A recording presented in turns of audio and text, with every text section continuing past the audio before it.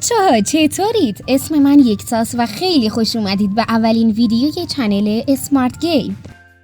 خب داستان از جای شروع میشه که برینیک خاطر منفی بازی به سیاره کریپتون حمله کرده. سوپرگل با پسرموش یعنی سوپرمن خودمون که اینجا بچه است دارن از سیاره با کمک مادر سوپرگل فرار میکنن. سوپرمن و سوپرگل با استفاده از پادهای فرار به سمت زمین میرن، ولی به خاطر ترکیدن سیاره کریپتون راه این دوتا ستون گنگ از هم جدا میشه.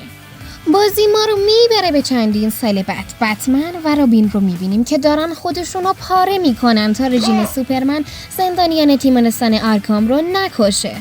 بتمن که میبینه حرفاش به چپ سوپرمن هم نیست باهاش درگیر میشه، اما رابین بیناموس که با رژیم سوپرمن موافقه به بتمن حمله میکنه.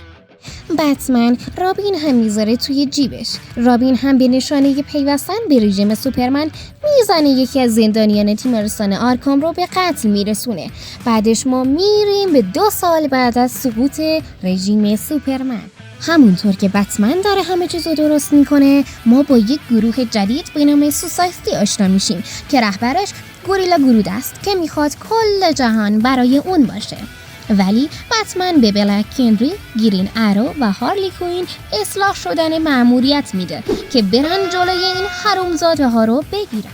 اونا بعد از کلی مبارزه به گوریلا سیتی میرسن و اونجا دکتر فیت رو میبینن و اون بهشون میگه که یه اتفاق بد قراره بیفته و اونا هم که قرار نیست این همه رو پیاده برگردن سعی میکنن دکتر رو به چپشون بگیرن.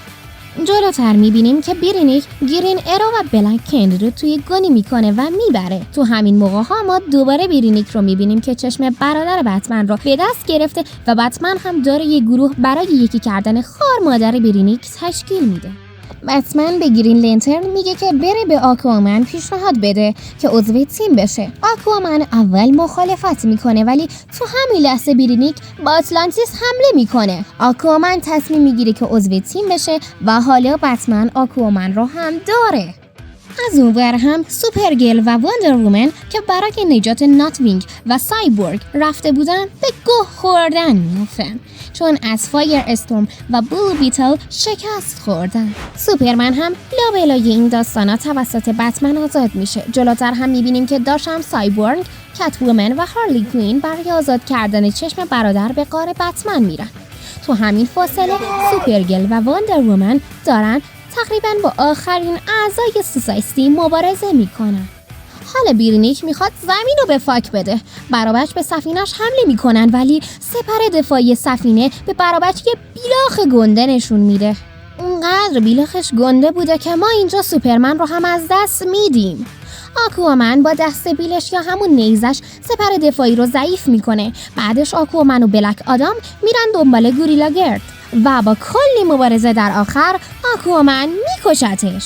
خب بچه ها مرسی که این ویدیو رو دیدید. اگه دوست دارید پارت بعدیش رو بسازیم حتما توی کامنت ها بهمون بگید.